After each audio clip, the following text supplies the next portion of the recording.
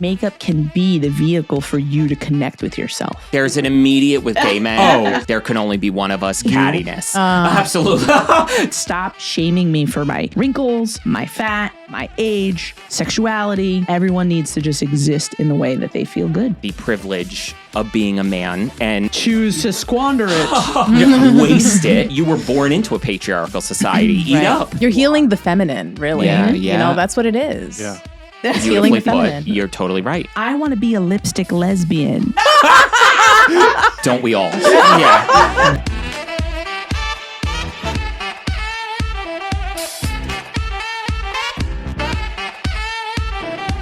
All right, yay.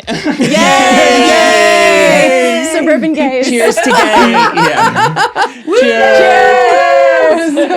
Oh my God, hi everybody. It's the Lipstick Lesbians. It is us.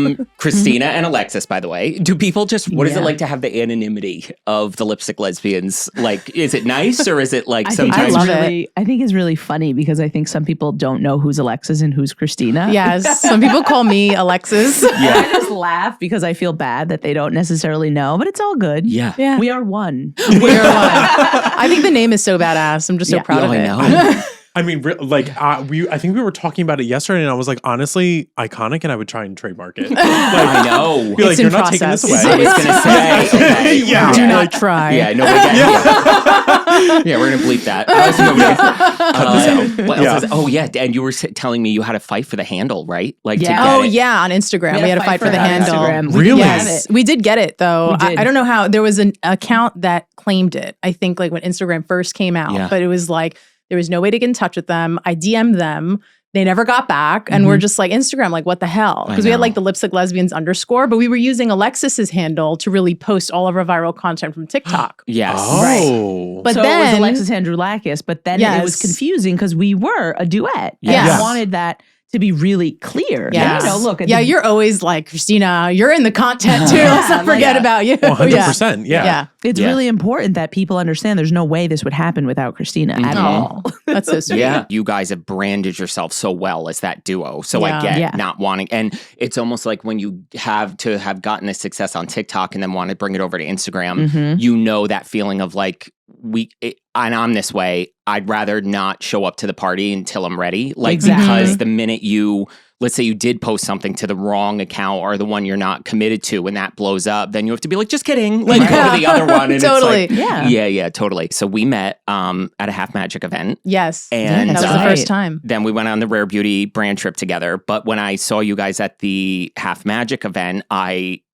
far the biggest, like, queen out I've had from any other creator in a while, because we talked about it even when you guys burst on the scene, which is it safe to say it was quick? It was really quick. It was about quick. a year ago. A year and 2 months. I mean, right? and we can get into the story too, but yeah, December 27th, 2022. And the reason we know that is because it was her dad's birthday and there's just a Sephora trip. There's a whole story behind it. There's a Jersey trip behind it, actually. Behind it. That started this all. But Wow. Yeah. But it was around then. It felt like for me being on social media at like 2.5 years, it was like you guys were here, and when you were showing up on my page, you were showing up. It wasn't like I discovered you when you were neat. It was like, holy shit. Yeah, I didn't realize how viral we were, to be fair. I had no idea. I also am not a huge content consumer, so like Same. She only watches cat videos. No, for real.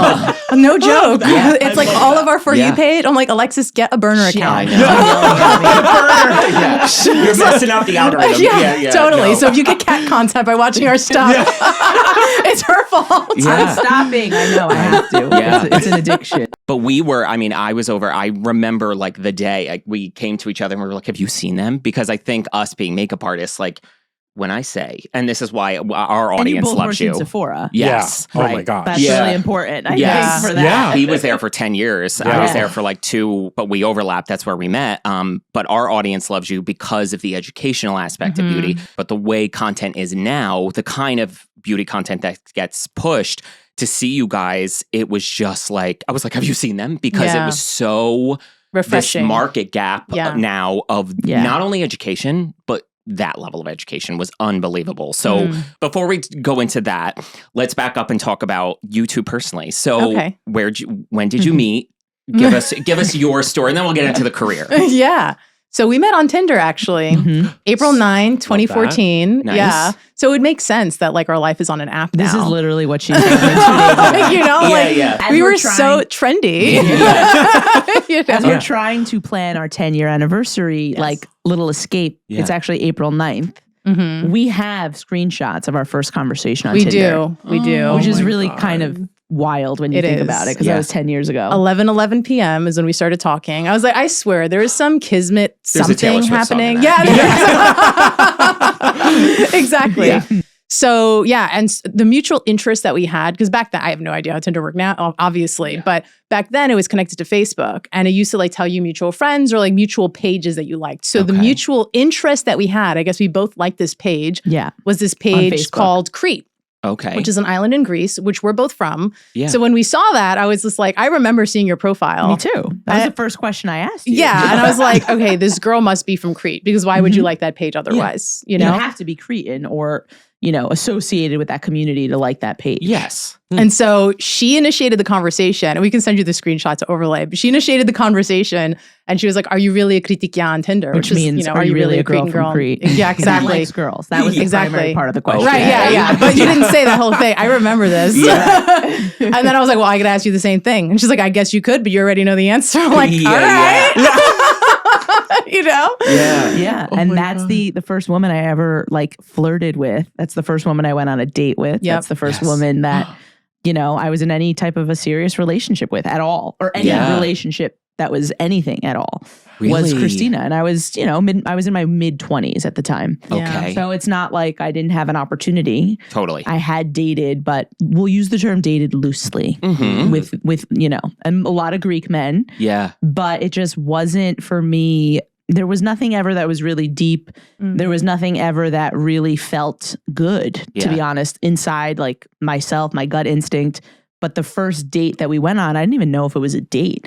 I don't know if it was. It was this like vague decision to meet in the same place in Tribeca for drinks on a Sunday night. Yeah. In April. But we were both interested in each other. Yeah, like, it was very clear. Like, but imagine now me sitting down to put makeup on to go hang out with a woman in this blurred line context.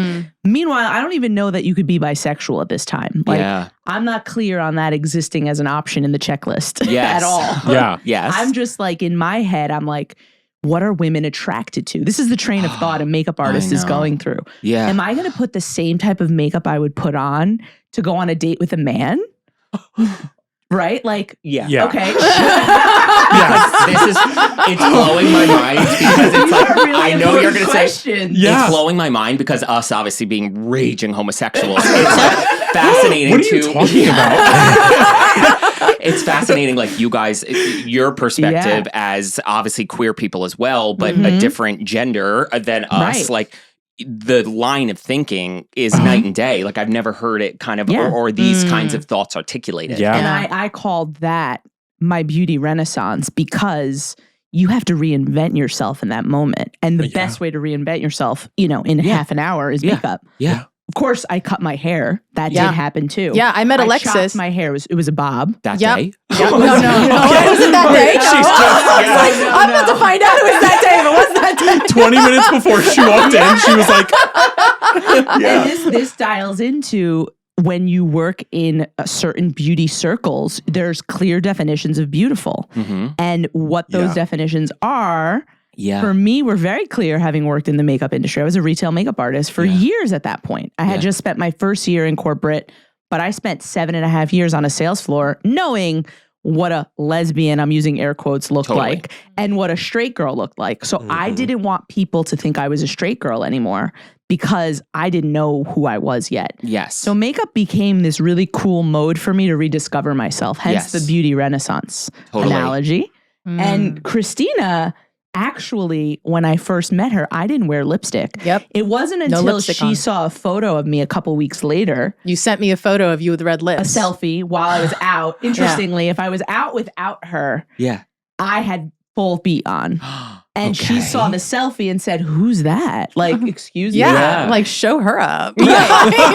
So she gave me permission to show up as my true self. Wow. Full face beat, whatever I wanted, at the time. Yeah. I was always a little bit more like lighter weight coverage girl on the makeup face complexion, but blasted out color lips, blasted out eyeshadow. Yeah. That was always my thing. Yeah. And she gave me permission to be myself. Well, you had blasted out eyeshadow. I did. You just did not have lips. Yeah. I couldn't. It was like this weird. Yeah. When I met you, really short hair. I was confused. You were definitely was a little confused. I think that's why that day was like a little, the energy wasn't weird because to me it felt like home. Yes. Also like us both being from Crete. We're also from the same place geographically in Crete too, which is the city called Kanya. Funny enough, like Tinder radius miles was like 30 miles to get a match. That was the default. But like she was 29 miles away from me. I remember looking into this. But in Crete, we were like less than a mile away from each other. Yeah. Like that's how wild. Crazy. Yeah. It's absolutely insane. Yeah.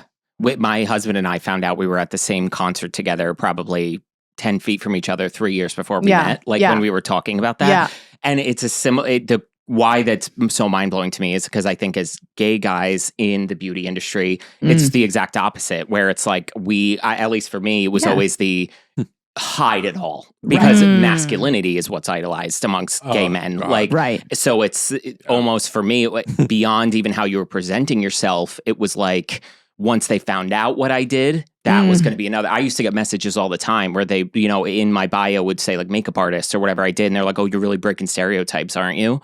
And you're like, okay, like they assume you're just Jack from Will and Grace right out of the gate because it's so, I never even thought that of like what goes into that decision. It's a big part of it. Yeah. Because identity. I went on my first date with my current boyfriend and I said to him, because I was coming out of Sephora. Right. And I was like, oh, like it didn't even think about it, but I had like full beat on and I'm like, oh my God, I can't go on this date. Right. Because I'm like, this guy is going to like straight up think because all my Tinder pictures were no makeup. Yeah. Right. Because I felt like I was almost catfishing people because I'm like, this is not what I look like every day. Because it was like putting on lipstick was sometimes too much of a commitment on social media where I'm like, on my Instagram, it's fine. But like doing this on social media and like dating me with lipstick on, I was like, oh God. And I texted him. I was like, I have a full face of makeup on. Like, I understand if you don't want to come. And he was like, are you out of your mind? Yeah. And I was like, oh God. And then he was like, why wouldn't I want to go on a date with you? And he's like, I'm sure you look beautiful. Yeah. Aww. And it was just ever really since special. then, he was like, I think, and we met up and he was like, you look amazing. Yeah. But and that's ever such a since big then, part of who you are. Yeah. Right? Like imagine having to hide that. Yeah. Like, and I did for years. Right. There were like, I was going on dates and I knew like, oh, I got to like go to work. So like tinted moisturizer and that's it. Oh, yeah. I wore like puffy vests. Yeah. Like I was trying to like butch it up. Like, I really was. Like, I would never. I know. Well, you still read me for my flannels, which I like a good flannel. But it was crazy too, because when we started working together like 9 years ago, he to me in that space, in the realm of like in Sephora, we were the only two guys and he was there before I got there and he always had a full beat on. And it was like, for me, it was miraculous because I wasn't even comfortable doing that in public yet. Right. So I would look at him and I was like, oh my God, like he's so confident with like presenting that way every day. And for me, it was like the opposite where I was like, then I started to dabble into like, okay, let me do my like boy makeup and whatever. And then because of him, it gave me the confidence to wear a full beat to work. And I think that's what like developed. Love that. Our romance. Guys. So then what did you both do career-wise or even personal lives before social media? So from meeting to a good decade. We got a lot to cover. So well, I'll go first because highlight reel. Yours is a lot juicier and relevant to this podcast because I am not from the beauty industry at all. My background's in education. So when I met Alexis, I was actually a high school English teacher at a high school in Brooklyn called Brooklyn College Academy. And I was there for about 8 years until I transitioned over to Central, which is like internal consulting for the New York City Department of Education with technology. Okay. At this time, I also pursued my PhD in educational technology. I did successfully defend. Meanwhile, I'm only laughing because this is like a very abridged version. She also taught at the college level. Yes, I did. Yeah. I did. I'm being humble. She got her PhD and we launched a business all at the same time. Yeah, wow. it was crazy. Holy yes. hell. Yeah. So I did get my PhD. And then this will dovetail into Alexis' story, but basically, what was it? Like December 2022. Also what your degree was in. I think that's relevant. Okay. So my degree, look at her amping me up. My degree was in educational technology and really around teacher preparation. Like what did they miss when it came to technology that's not being taught to kids? Wow. Right. And when you think about it, like what we're doing now on this channel is so relevant because the proliferation of technologies is my doctorate hat on. So I'm sorry if it gets really academic, but like, no, for real though, the proliferation of technology would happen even with all industries, but specifically with beauty because it's such a $1 billion industry. It's that everything has rapidly gone so quick beyond anyone's intellectual capacity to dig deeper with it. And so what we've seen, the issue that we've seen with technology is that it's so surface. And makeup really is very surface too. So it doesn't go beyond the surface to the intellectual, the depth and what's happened. So we saw that with YouTube. We see that with TikTok. We see it with Instagram. So what's happening now is we're actually taking a step back and being like, wait a second. How can we dig deeper with the subject matter? Like, yes, let's go viral, but let's go viral with intent. Right? So love that. Yeah. So it's a lot more complex with what I researched with my dissertation, but it's related in that arena of like, how do we teach effectively with the technology in a way that's deep and intellectual and meaningful that helps people in their careers too. Totally. Right. And so that's why when I look at our channel, I just think it's so interesting because I feel like our channel. I was your first subject. You were. But like. To teach me how to teach. It was helping you teach how to teach. But I also think like the eyeballs on our channel are cross-generational. Like we get little girls at Sephora like freak out. You know, and I'm just like, that's so cool. And then we also have like the millennial mom, you know, at the same time being like, oh my God. And we're just like, that's awesome. And then we get content creators too. They're just like, oh my God, you guys have taught me so much. And makeup artists. Sephora and it's like, employees. It spans a whole line of people that just love makeup, but maybe didn't understand some of the whys and hows and whos and like touches them in such a way. I think that's so beautiful. Yes. And I don't know. I get chills about it because I'm just like, wow. Yes. You know, like technology is so powerful. Yeah.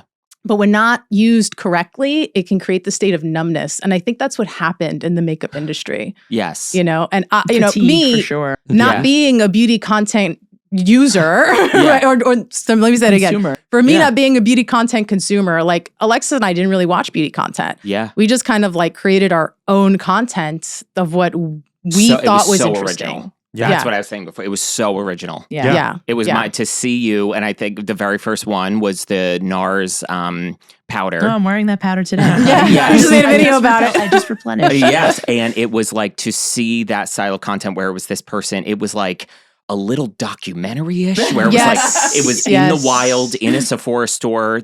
We heard a voice behind the camera. Then there was this person in front of the camera talking about the product and touching the product. But then the way you were articulating the product and exactly the way what you were prompting from behind the camera, it was this thing. Yeah. It's a meal. It's social media gold because there are so many things to focus on in that 60 seconds of which, okay, I'm hearing two voices, but I can't see one of them. You're talking about the product in a way you rarely hear anybody You're teaching people how to think about beauty. Absolutely. Right. Yes. You're it's a spoonful of sugar makes the medicine go down. You're tricking them into being educated in a way where it's cool. And by that I mean, you're for, lack of a better word, your short attention span audience. You're tricking into being like, oh wait, what's happening? Like, I didn't even know I had that question. Exactly. Then maybe I didn't know that's why I like something like that or didn't like something like that. And you hit the nail on the head even talking about people who work in the industry and content creators, because what does it even feel like? There's such a trend now of the biggest of the big people to anybody is saying like, I love this, but they hit a limit of I don't know why I love it. Right. I need the lipstick lesbians to tell me what this is. Like, what does that start to feel like? Yeah, that's amazing. Yeah. That's been just absolutely crazy. This whole journey has been insane to me because it's like it did blow up pretty quick.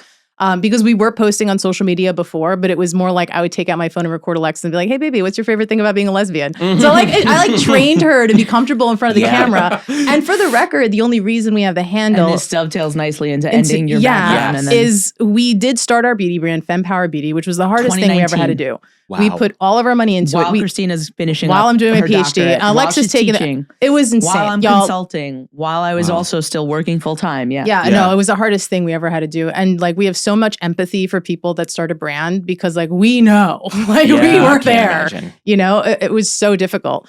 But in a nutshell, we have that handle because during COVID, I was like, hey, you know, we should really show the behind the scenes of our lives as founders of this lipstick company because we only sold lipsticks. And so I don't know what came over me. I captured at the Lipstick Lesbians. I was like, remember I came home to you? I will never forget the day you told me. And I was just like, what are we going to do with that? I know. And then some people were like, it's very unprofessional. You should change it. And I was like, a lot of people said that actually. Really? Yes, before any virality. More so in the, you know, it's not, you know, it's polarizing. Yes. People aren't going to want to buy lipstick from lesbians necessarily. Or you're only going to target a lesbian audience. Or we had so many opinions tell us. Because we were trying to raise for our brand, which we never successfully did. All kinds of things. And the truth was you, Christina, stuck by your guns. Oh my God. And you said no. Yeah, no. We are never changing this handle. This is for us. Yeah. Well, also, I think representation is so important. You know, like as we just started this conversation, like I don't think there's a lot of femme lesbian representation, to be honest. I think we have like not in the beauty community. Right. Certainly not in the beauty community. Certainly not on Beauty Talk necessarily. Yeah, for sure. And like I always wish I saw someone like me out there. You know, I think I would have discovered some things a lot sooner. You know, and also like would have. to go back to back to the classroom, like I also taught in a very heavily Caribbean school. So I couldn't be out. And that had such an emotional toll on me while I was teaching. Yeah. Yes. You know, but then when I transitioned to Central, things got better. I got my PhD and then I was like, I just want to be out. Like I want to get out of this job and I want to like really, the dream was to get our business to like fly, to get that capital but that never happened. So in December, I accepted a job. Make a new dream. I accepted a job offer to go to a VR startup and use my education technology degree in virtual reality because I thought that could be a really cool pivot with where education and technology is going. But they let me go 2 months later while we were going viral. And it was the best thing that ever happened. A year ago. So we'll pass the mic to Alexis now for everything that's her background. So it was exactly a year ago, just for context, Christina and I were both unemployed. Yeah. We both had $0 coming in and we had a mortgage at the time. Yeah. So that was a moment where we as a couple had to make a business decision, but multiple business decisions. And we had to calculate, you know, classic, like what's our runway of survival. And I didn't get a big severance because I was there for 2 months. Like what could we afford to live on to build the new dream? And the new dream was the Lipstick Lesbian universe. Totally. Yeah. So that's where suddenly... Which was just birthed a month before. Which was literally birthed a month before. And that's where we had to like ask really hard questions of ourselves. And that's where we decided to do something that we'd never done before, which was basically just blindly, you know, radical self-acceptance, radical optimism of just, we have nothing to lose. We had nothing left to lose. There were people that wanted to see more. Yeah. That was it. Yeah. And we were like, okay, we're going to give this, you know, a good 4 months, which we did until June. And then June, we did start to finally monetize. Okay. Which is the gold standard of social media content creation. And then we're like, okay, can we do this full time? Right. And like, so far, knock on wood, you know, like every day is a surprise. Thank you. But so, you know, it's going. But like, what about your background? Right. So getting to that place though, I would have never arrived at the place where I was willing to do that had I not been through everything I had been through previously. Okay. And that's the key takeaway for anyone that's listening or watching. The point being, I started at the sales floor. I started as a retail makeup artist. It was 2006.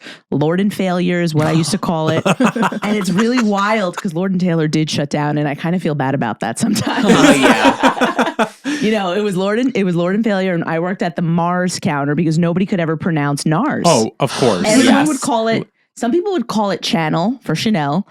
You know, it was, you know, Bobby Brown, whatever. And like, there was a very different beauty culture at the time in suburban New Jersey. Nordstrom, Garden State Plaza, the Mac counter was everything to anyone. Yes. And that's the era that like I had grown up in. Yep. So I very much, similarly to how I kind of stumbled into content creation, I was literally shopping at Lord & Taylor. A Greek woman was the head department manager. And that's how I got my first job. Wow. At NARS. She knew me. She knew my mom. She got me an interview. Yeah. And that's how it always goes, right? You know someone. Yeah. And I stayed with NARS for almost 8 years. Wow. The crazy part about that was I worked in pretty much every role at retail you can. Yeah. And I offered during my last stint as a manager, a business manager at NARS, I offered to go intern in the city for free. Now, while I was at the NARS counter, I had gotten my degree from FIT. Okay. Cosmetics and Fragrance Marketing.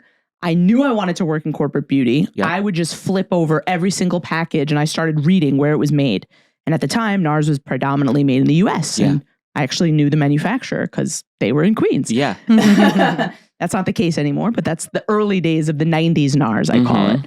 So I would know when like new batches of Laguna and Orgasm Blush would come in, like testers, and I would know, oh, this feels different than the last one. Oh, this has more shimmer. That's where the obsession for me began. And that's where I started flipping over the boxes. Yeah. I was at the makeup counter. And then FIT happens. I go through, all these years of working, interning, hustling, really, to do everything I can to break into corporate. I get a job interview to go intern for free at NARS in the city. Okay.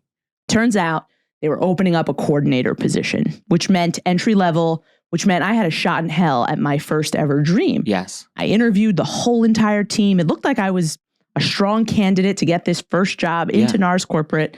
It would have been like the best Cinderella story. Yeah. I didn't get that job.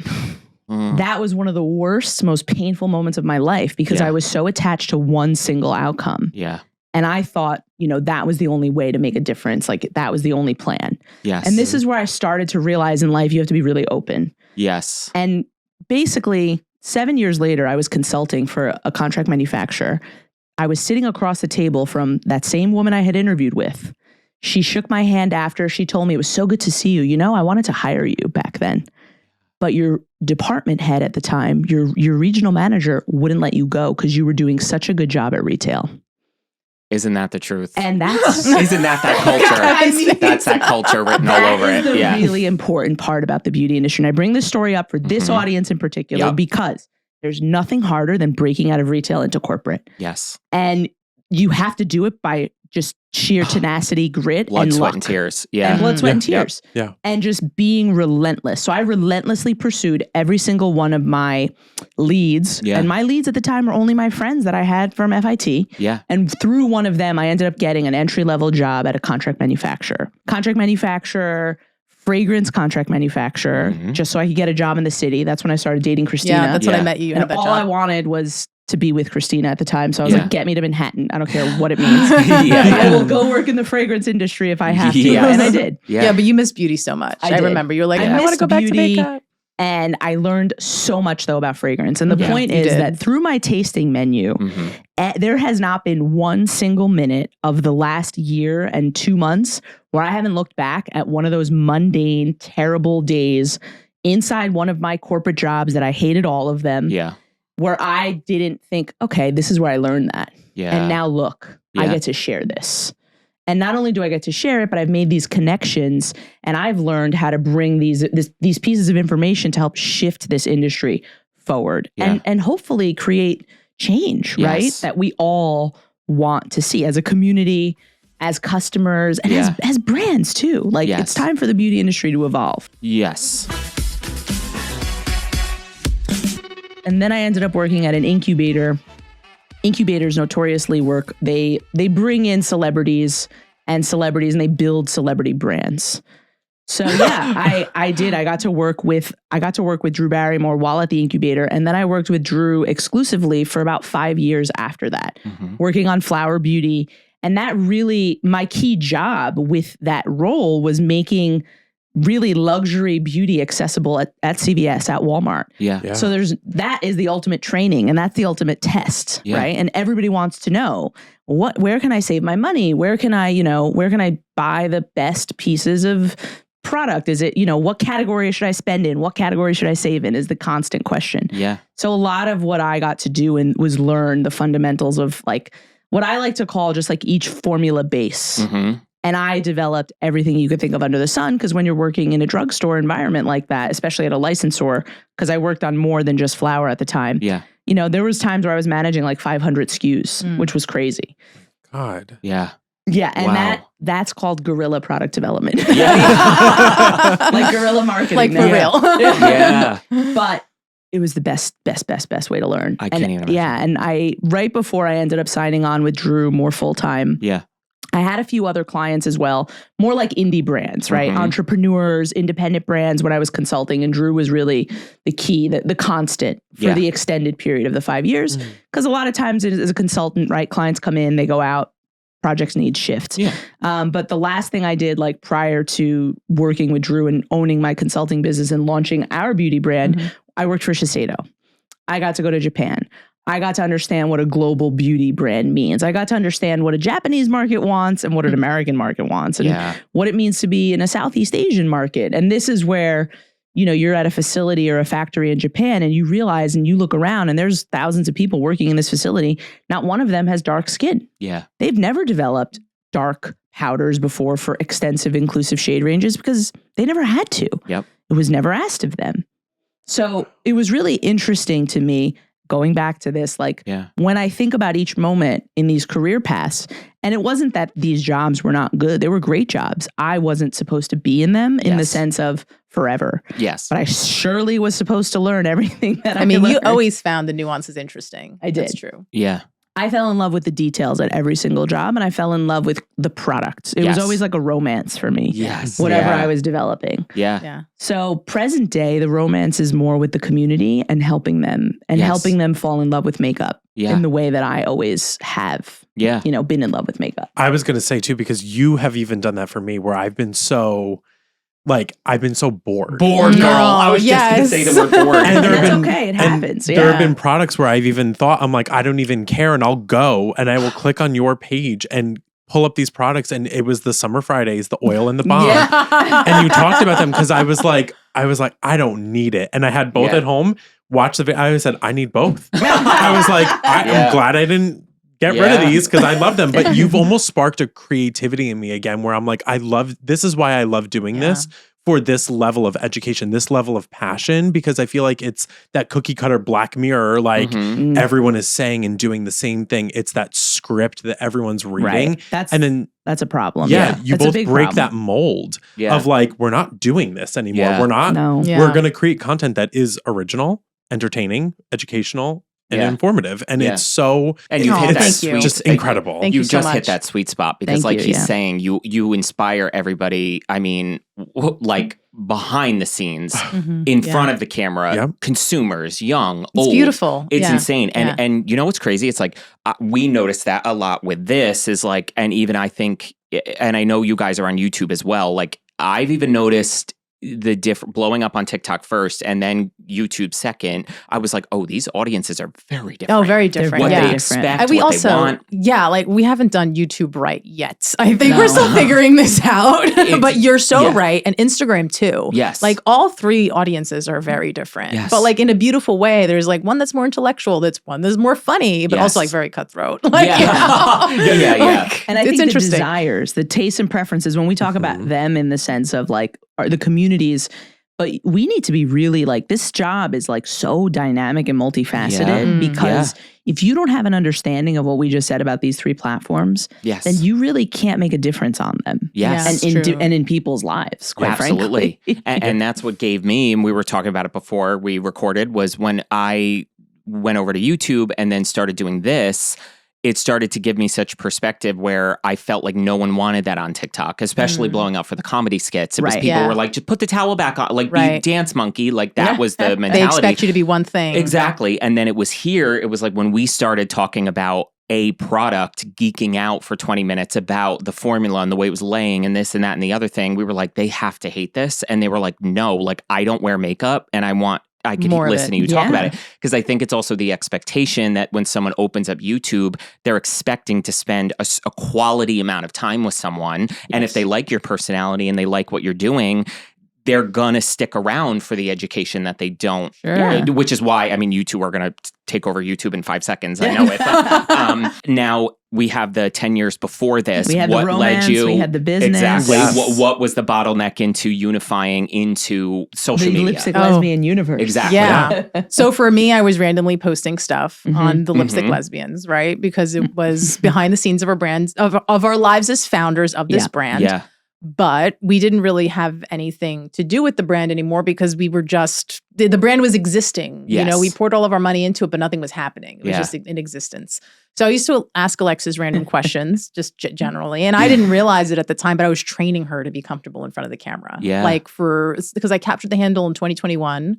Right, early 2021, and then we went viral late 2022. I'd say there was a moment for me in 2022 where I no longer felt like I was awkward in front of the camera. Yeah. Where I felt it happened really awkwardly. Very, very fast. Yeah. But there was just a moment. It was maybe about 4 or 5 months before the infamous, or actually no, the famous Mario video. Infamous. It wouldn't have been that way. Yeah. I wouldn't have been able to shoot that video inside Sephora that day had it not been for Christina's constant. Yeah. And for me, I resisted making content. To be very clear, for 5 years, this is basically the top thing that we fought about. Yeah, but you know, the goal when I was posting content was never really to like go stupid viral. It was always just like, I think brand our life for FemPower. Yeah, it was about our brand. Like I thought our life was interesting, and I thought that it would be. I honestly thought it would just be like a lesbian channel because everyone always said the lipstick lesbians, it has to be lesbian. Blah blah blah blah blah. So that's why I asked questions about like, hey, baby, what is your favorite thing about being lesbian? And sometimes they would go like mini viral. And I thought it was interesting. For me, it was like a case study. Like I made it like a whole research paper. Totally. You know? Yeah. But yeah, I think when we went to Sephora that day, and there's a background story, which I think you should get into, Alexis, with your hearing loss, job loss, everything. Sorry, we always talk a lot. But like we went to Sephora. It was the first time that I hashtag beauty talk and spoke about, it was the first time we also spoke about a product that wasn't our own. Okay. And then we went viral. And I was like, okay, we need to do more of that. People want that. I think for me, Sephora was a happy place. And to me, so you know, I would appreciate seeing folks like you who would always put their full beat on. It always inspired me because I knew that person that spent an hour and a half getting ready, they loved makeup. Oh, yeah. Yeah. They were my people. Yeah. So I think there's an energy piece to going into Sephora, you know, especially when it's not like Times Square Sephora and it's not like insanely busy. Like happy Jersey Sephora. So basically early December of that year, I woke up one morning and I had a really crazy health scare. I lost all hearing in my left ear. And that puts you on this really wild journey of suddenly I have to take the front seat and I have to just focus on my health. 2 days after the health scare, at the time, the job I was working in that was most important, that was supposed to lead to like a full-time, they decided to go in a completely different direction. And there was no more work. That was just it. It was the end of the contract. We were done. And I wasn't ready for that. You know, I had committed myself to this is going to be a full-time position in January. I had settled into the fact that we were going to sunset our business, our brand. Yeah. And, you know, I was also really deeply thinking about even leaving the beauty industry on a whole. So there was two, you know, once the nice departure letter had happened, basically, it was like, okay, that's a message from the universe saying leave the industry. Oh, no. Yeah. Because 2.5 weeks later, I was so depressed about my hearing loss, and it will take over your life. It's one of your key senses. Yeah. You feel like you're underwater. You're scared to death that you're never going to get any hearing back. And what if you lose hearing in your other ear? What if I lose? Like, I started to go down a spiral. So one of the key things you have to do in treatment is something called hyperbaric oxygen therapy. It was one of my like second to last sessions or something. You have to do these sessions for like 18 days in a row. Your whole life is dedicated to being in this chamber for however many sessions you need for your issue. I was devastated. I couldn't wear makeup in this chamber, no deodorant, nothing with fragrance because it was hospital grade. And I asked Christina to bring a little bag of makeup, come pick me up and like rescue me. Yeah. And take me to Sephora to cheer me up on my way to my dad's birthday. So we stopped. December 27th. So we stopped in Riverside Square. That was Casey and I's first date. Anyway. Oh, really? Yeah. So wild. We stopped in Riverside Square, Hackensack. It was a store I used to shop in when I lived in Jersey and in Paramus. And, you know, I was finally like, she gave me permission to buy the foundation. I was testing it. Well, yeah, because Alexis used to spend money at Sephora. I was just like, we're not going to Sephora, honey. I didn't have a job at this point. So like, we're not spending money, but we're allowed to get the skin enhancer replenishment. Yes. Which was the reason to go, really. Yeah. I masked with, I really just want to try the new foundation. Yeah. So I'm shade matching and I'm like, first I'm fighting her. She's I was filming Alexis. Yeah. And then I was also trying to keep myself entertained too. Because that's also me inside Sephora. I'm just like, teach me something. Like, let's go. Ask the questions. And then she asks me, you know, where it's made. And for me, even the first time I touched it, before you were recording, but like I was just having a quiet, intimate moment, like with myself. You weren't speaking out loud. I was trying to rip out your thoughts. And look, the Mario Foundation, whether we think about that being kind of like a trigger point or it was the start of a new. Absolutely. It started a new cycle of complexion. Then we've now seen a year later what's gone on in the concealing category. And there's 15 unique concealers on the market where there used to be basically fundamentally the same. So this kind of ushered us into, kind of the next evolution of complexion in a way. Maybe we could say NARS Light Reflecting started it. Yeah. And like Mario continued, but in his own way. Mm-hmm. But the important part is that it was exciting for me, that foundation. I don't think, we would have hit had it not been my number one category, by the way. This is what I developed at Shiseido. Wow. I'm a complexion queen. Yeah, you love complexion. It's my favorite category. Yeah. The most hard besides mascara to develop. Because you like a challenge. Exactly. Mm-hmm. So many factors went into this, but Christina edited, posted, hashtagged, Alexis didn't know. I had no idea it even happened. Yeah. I woke up to a viral video and I was like, are you kidding? Like, I thought she was messing with me. And she's like, let's go to Sephora. And I'm like, she rips the sheets off. Actually, I have a video of Alexis on the couch and I was just like, how do you feel about our viral video? She's like, does this mean we could go to Sephora now? I never posted it, but I should post it because it's really funny because it's so like, like a kid in a candy store. So of course now everyone wants to see House Labs. And like, we went to. And that was the second video. Like, our local Sephora at the time, which is in Brooklyn by Barclays. Mm-hmm. And we were there for like 3 hours. Yes. And I could have kept going all night, but they kicked us out. They're like, you got enough content tonight. Like, okay. I ended up at that point, this is now, literally New Year's Eve 2022. So we went to dinner in Fort Greene in Brooklyn that night. Mm-hmm. And you spoke about your career trajectory. I did, walking. It's like, again, a video, it's like dark. We had no like influencer light. Oh, it's raining. What we were doing.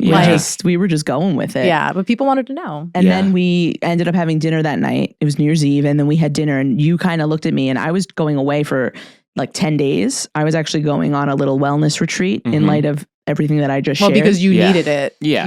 I needed to reevaluate my life. And one of my best friends was going to this retreat. It's a wellness retreat. It was in Costa Rica. It was meant to be a really healing experience. Yeah. So I said, give me all the healing now. Christina said, go heal yourself. And come back to me and like, let's figure life out, basically. Yeah. So we batched a ton of content before I left. Okay. I sack her with the entire platform. Okay. Yeah. I'm starting my new job. And I was supposed to be zen and deviceless. For like a good week. Yeah. And then we're going like stupid viral while she's away. I'm starting my new job. Had to be I want to be a fly on the wall of you. Like I just picture like a movie of like it was crazy. It was like I was an octopus. It was crazy. And you were starting your new job. But like crazy stuff is happening. Like Selena Gomez commented, Mario started engaging, and I was like, what's happening right now? I think it was real. Like you have to understand, I walked off that plane in the middle of January coming back. We had 100,000 followers on TikTok. And suddenly Christina said, you don't need to look for a job. Like, you focus on this. Yes. You focus on, and I was like, and this was mid-January. Best news ever. Yeah. And then February. Video you walked I know. I don't have to go Alexis, on LinkedIn and look for a job. She loved it. No, it was fun. And to be honest, like that's all the content was. It was us going to Sephora, just teaching people and having fun. And like a lot of the questions that I have, again, is not because I have a deep understanding of beauty products either. It's because I'm genuinely curious. Like if I'm in front of a drugstore wall and there's all these mascaras, you know how many times I thought about that? Like, how do I choose? Like, I remember going to my local Rite Aid as a kid, needing like to replenish my mascara, not knowing where to start. And I think about that kid. I always, a shift for me in my content recently, a couple months ago, was I went into Ulta with my sister, who's an accountant. She does her makeup, but, accountant. And we're in Ulta and I'm doing something and I catch her and I look at her and she just goes like, and looks back at me and she's like, there's so much it's here. Overwhelming. And she's like, do you know what all of this does? And I'm like, yeah, kind of. And that's when it hit me where I was like, I cannot imagine being a civilian, not us, walking into these stores. And no wonder people are like, no, I can't, I don't even want to broach it because of the overwhelming nature. Totally. So to have that dual perspective is like fascinating. So how were you, obviously you're fielding that, which that's insane to field it from just a virality standpoint and the public aspect. Yeah. But then what was your thought process from like the game plan? People had so many questions. Yeah. And then it's like, okay, well, I got really overwhelmed by the questions. Yeah, you were overwhelmed. I had to answer every single comment in the beginning. But okay, so this goes back to being an English teacher. Mm-hmm. When you're grading an essay, you don't correct the same mistake over and over and over again. You teach the mistake, right?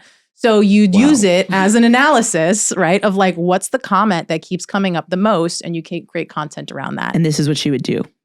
And she'd be like, we need to do this. We need to do this. We need to do this. And so I guided the ship. And sometimes, it's a beautiful dance, right? Yeah, sometimes it's I know now because Christina's trained me to think like this. Okay. Nobody's going to know this. Yes. About walking into Sephora. It was the middle of summer and I saw the Fenty eavesdrop stick. It's completely shrunken. I'm like, oh. You're like, we need to create a video. So it's this. A very delicate like dance between the two of us of like, I remember that eavesdrop stick. And as God is my witness, I might have been, I don't know if I was in the new house yet, but I feel like I remember sitting, as I'm not making this up, I remember watching you on that video talking about it. I had just gotten in PR like 2 weeks before that, which of course I'm a psycho. I have to immediately open everything and put it on me. I have no self-control. He's better than me. But I remember panicking, swiveling, and going, did I throw out the plastic thing? Because that's how much I remember watching that video. Yeah, that's wild. So a lot of the times it's Alexis who's like, we need to talk about this when we're in store. Because we're also not planning what we're going to film in store. It's very spontaneous. It's got to be fun. Oh. No. Love that. Yes. We got to go in. We go in. We don't know. Yeah. You don't go in with a plan of like, or like, oh, I know this product just launched. So let's go look for it. Sometimes when there's newness, you're like, let's go check. Yeah. That will be let's go play the beauty brain game. But okay. Other than that, it's like we're wandering the gondolas. We're looking for inspo. Totally. But the products will give us that. And we have like, a few questions from our community still that keep come up. So we know those. But like most of the stuff that goes viral for the most part is like stuff that's super organic, super spontaneous, and also like super low effort. Yes. Like, it's really crazy. It's always the most low effort ones. Seeing the eavesdrop stick shrunk it and you're like, okay, well, that's content right there. Exactly. You're just looking for those things. Yes. And also like, it's so fun to do it in store because you never know. Like, you know, sometimes you get someone who's behind the scenes that like has a reaction to something Alexis says and she's like, oh my God. Like, it's cool. Somebody with the stick in their hand is putting it back and they're just like over her shoulder, putting it back on the thing. Yeah. So it's fun. You know, we're just like literally creating content, educating and having fun. Like that's what we do. It's so funny from an outsider's perspective because I know the feeling of when someone looks at you and says like, oh, you were so meant to do it. Like, it doesn't surprise me that you're doing this. We living our lives in our own skin, of course, we don't know where we're going. And there's so many times it feels hopeless. Like we've talked about, we had a very similar trajectories, like, which that was even crazy. You talk about the NARS thing. I had the same thing graduating college with makeup forever. I was an internship, got it, strung me along. 2 months later, we're not doing the position. Same thing, devastated. Like, so, but that feeling of it. And, but sitting here listening to it, it's like, of course, like take someone with 10 years of industry experience in the beauty industry and a mastermind tech education whatever and put them together. Of course this is what you're doing. Like this is like so it's not surprising at all, but it's obviously it's so fascinating to hear your guys' because you never know what's going to happen. You don't know where you're going with it in a way. We don't. Which leads me to kind of talking about, I think, let's call it a renaissance, not only in social media and tech, but beauty as well. So my question being is, A, shout out to the fact that you both recently were on Today's Show, correct? Yeah. As well as the BBC. Yes. What was the show on BBC? Alexis was BBC. BBC was about Gen Alpha. It was about... Basically, the lovely news anchor at BBC wanted to call out influencers as being responsible for the craze of Gen Alpha and that we've inspired them and that really the onus is on us. Whereas I said the onus is on everyone, including the parents, including influencers, including Gen Alpha themselves. But it's an issue of education. It's an issue of education, right? And at the end of the day, just because when I was growing up, the Clinique counter was it. If Drunk Elephant existed, we would have been buying Drunk Elephant. Oh, of course. We only had that yellow moisturizer. That was our only option. Oh, not dramatically different, girl. Leave her alone. Oh, yeah. No, totally. Yeah. And that was the whole point. Yeah. But people I don't think that there's enough of what I like to call almost enough of an understanding around what drives people to buy makeup. Yes. There's so many psychological aspects to buying beauty, bigger than any of us even have touched the surface on, even like in our conversation today, but so many subconscious, predetermined, beauty standard issues inside of all of us. But also, these are collectibles. Yes. Like, my little nephew collects stuffies. I think it's fascinating. And I was talking to him about it. He's 7. He's adorable. I'm like, so I said, Dre, what happens when you collect them all? Yeah. He said, I'll never have enough. I know. Of course you're not. How did he learn that? I know. He's exactly. never going to have enough. I'm never going to have enough makeup. I'm never going to feel like my collection is complete. Yeah. And the vast majority of people are watching are probably going to feel the same way. Yeah. Because there's going to be something new.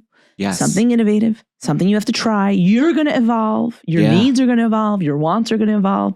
Your style is going to evolve. Totally. But that's the thing that we should celebrate. Yes. With education. Yes. Because and I think the Renaissance aspect of it is I'm starting to see a little bit of and it's so weird. I feel like it's half informed by people, just the pendulum swing of people I think are wanting educational beauty content again, as well as I think the way TikTok, which in my opinion was responsible for the pendulum swing of beauty content becoming very entertaining. Yes. Now TikTok is becoming so educational because of what's going on in the world, where we're getting all of our, which is what is all the pushback with the TikTok ban. We're getting my whole TikTok feed is information about the boycott of Kellogg's and the what's happening with the ban and the politicians' views on it and what's going on in the world. It's becoming such a educationally informative app where it's blending these two worlds that's why I think we're seeing education and beauty,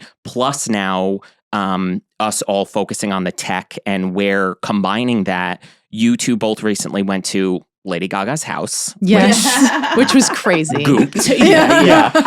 You were wild. You were probably there as we were dressed as her doing the podcast. And I was like sitting here in my wig like, And so just, you can talk about that experience. I'm sure that was such a head That was wild. That was wild. But also kind of, and I don't know if you can or what you can or cannot share. I know you spoke about it a little, but I definitely need a refresh of what exactly was that about. It's like a peptide.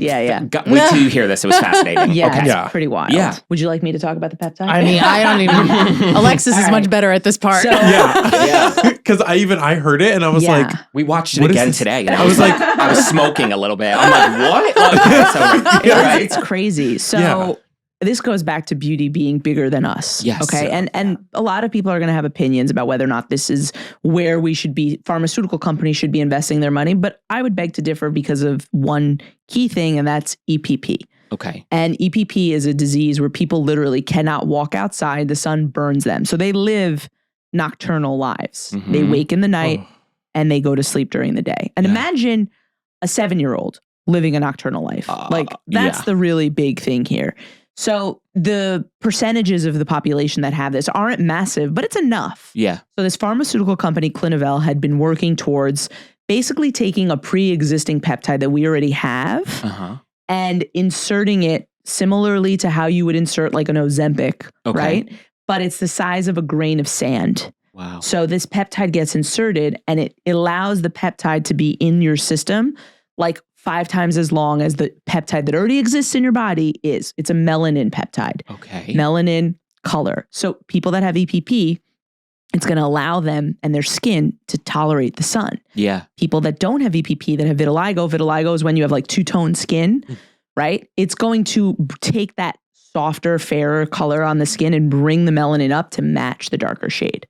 And they are working on like topical formats of it. So let's say you just have vitiligo on your hands and you have like a big white spot in the center. You can place that cream in the center and it will basically, it's like putting self-tanner in that spot, except it's a peptide that naturally exists in your body that you're just injecting more of, basically. Yes. And ultimately, for us that don't have vitiligo or don't have EPP, we look like we just spent, the terminology they used is Sicilian tan. Well, I think they said Sicilian because Lady Gaga's Sicilian. Right. Yeah, of course. Right. Yeah, we've never heard her talk about her being Italian. She's Italian. I've never heard it before in my life. Which my Italian is like half Sicilian and half all Northern, and I got none of the Sicilian, so bring it on. I got the Northern Italy. So let's think about, there's the literal pharmaceutical, aspect of this, where people's lives, and there's at least millions. I don't know, in terms of the population. Maybe it's hundreds of thousands to be exact. Yeah. But there's at least almost 1 million people in the world that are impacted by EPP. Wow. And once you put vitiligo in the mix, that number jumps drastically. Yeah. So this goes back to beauty standards. This goes back to the aesthetic of culture. If we're talking about a history of what tan skin was, how it was perceived, back in the day, tan skin meant you worked outside in the Chanel era, right? Meant you were a laborer, so you were looked down upon. But make no mistake, present day, tan skin does not mean that at all. everybody in the United States wants to be tan. But you go to Korea, you go to Japan, they want to be as fair as you can be. Yes. They will avoid the sun. They would wish they could live nocturnal lives. Exactly. Hence their obsession with sun protection, right? Yeah. But the important thing is that the more that we start to play with these types of treatments, there will be a time in our future where we're not just going to have to worry about sun protection, right? Yeah. Like there's a lot of environmental aggressors that now companies are looking at for aging. Yeah. Right, to help slow down aging. Mm-hmm. Yes. Whether it's inflammation or some companies, there's a company called Dende, they're really pioneering inflammaging. Okay. So all of these elements, when it relates to the skin is our largest organ. Yeah. So yes, we'll start here, but you also need to understand, like there's people researching the skin's microbiome. Yeah. Your skin's microbiome is connected to your gut's microbiome. Your gut's microbiome connects to everything. How your whole body's operating system functions. So what you put on your skin, the color of your skin, how well your skin can protect you, it all does matter in the grand scheme of things.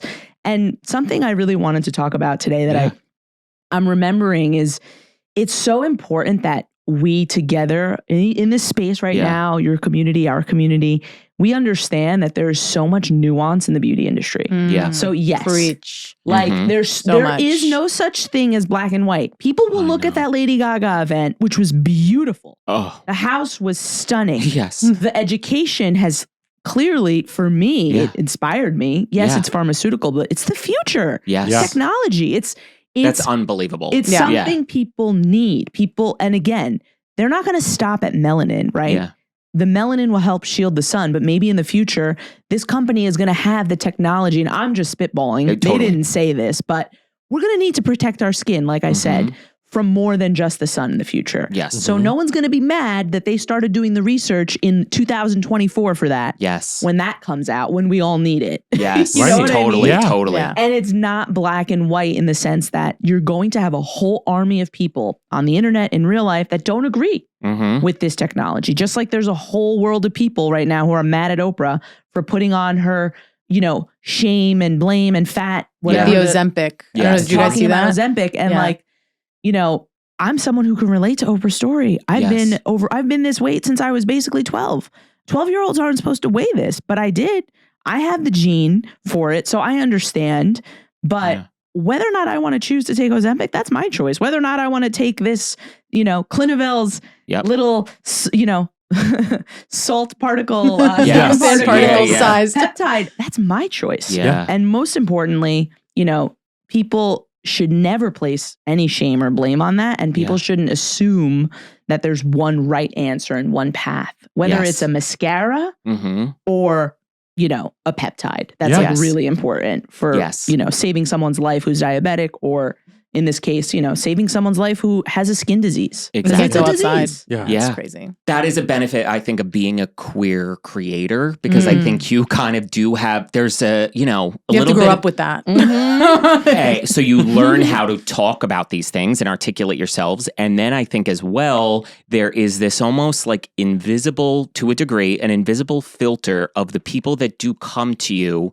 There is a little bit more of an open-mindedness to things in general, because they are, you guys every week are listening to us idiots sitting here like looking, we could be in pajamas, we could be in full beat, we could be in wigs. You have to express yourselves in a broad spectrum of identities, because that's your truth.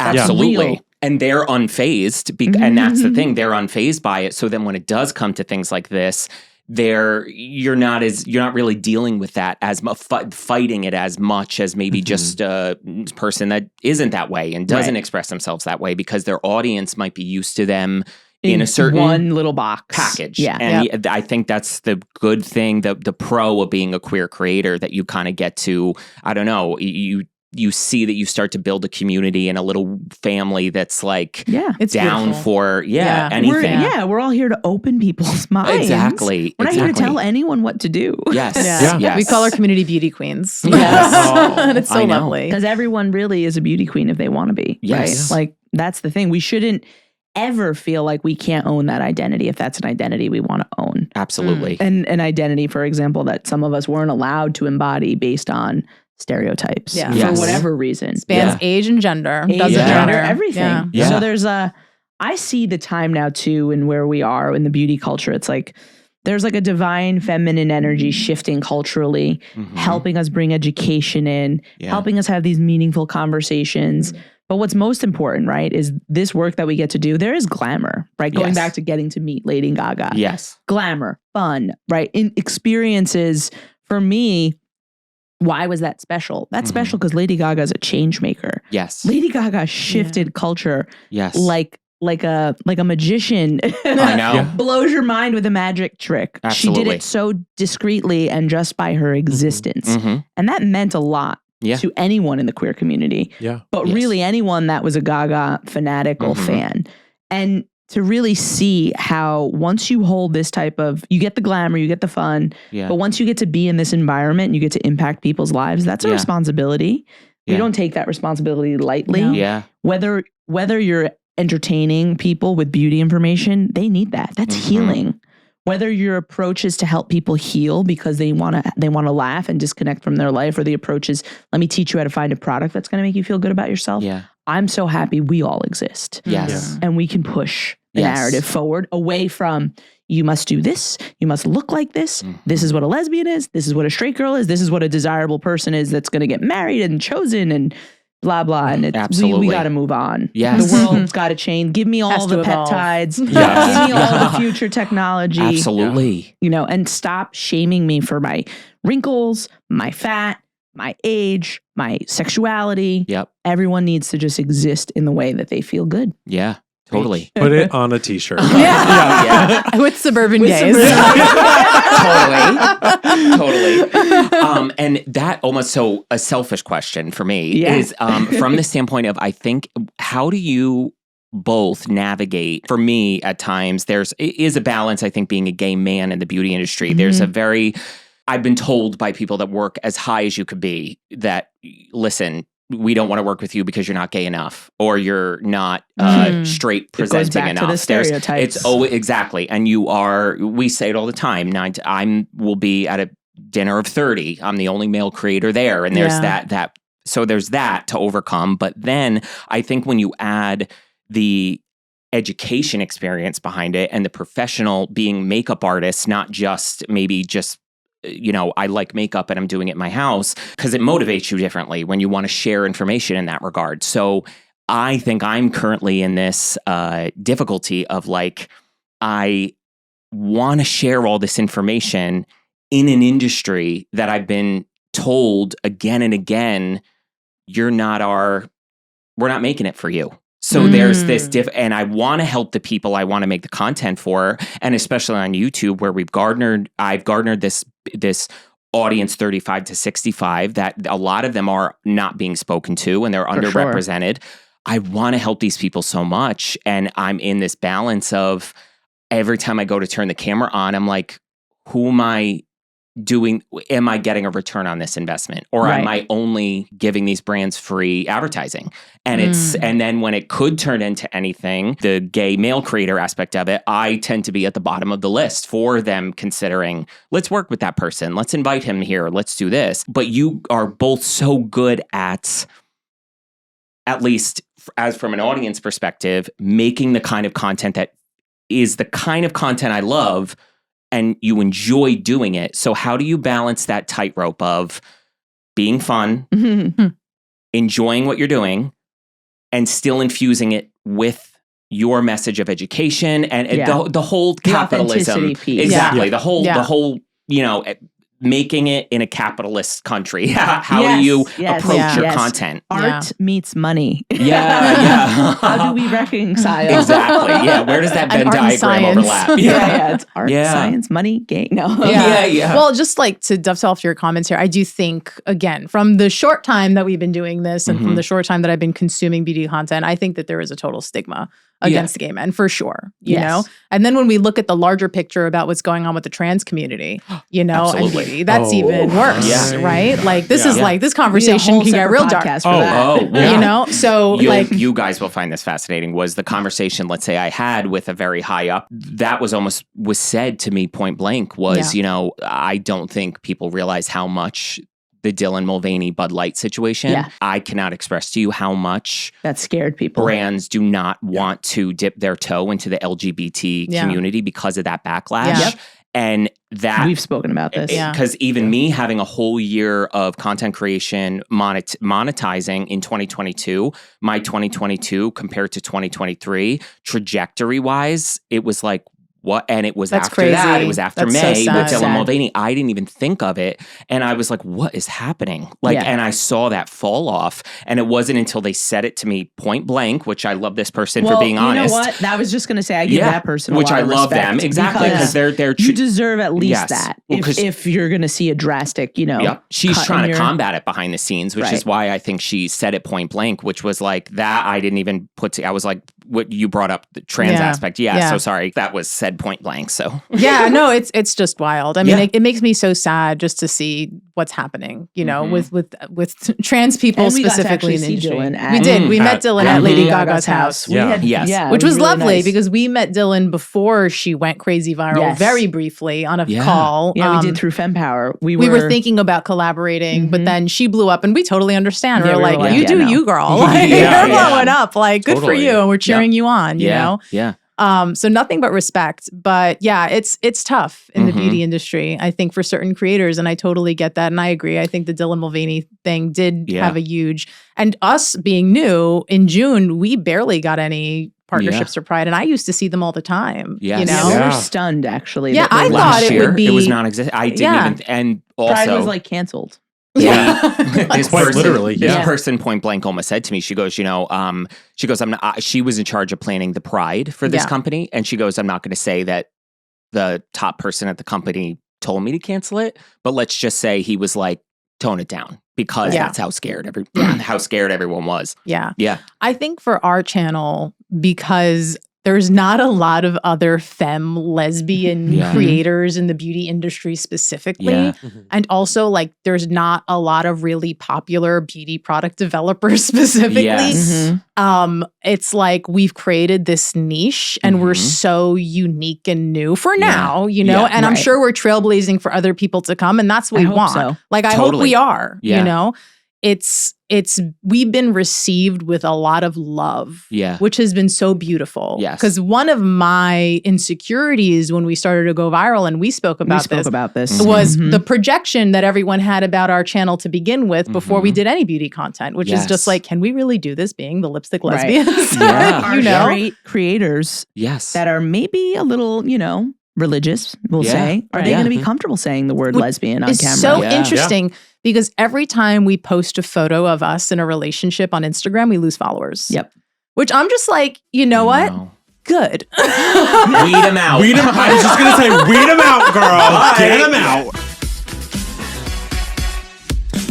Every time we post a photo on our Instagram that's a relationship picture of us, we lose followers.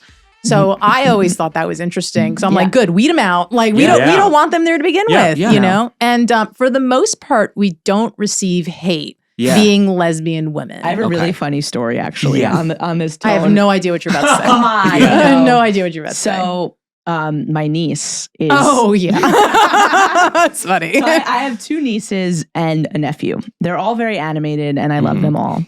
But both nieces are obsessed with makeup. My one niece is 7 and my sister, because this is my sister's daughter, she's split up from her husband. They're, basically finalizing their divorce.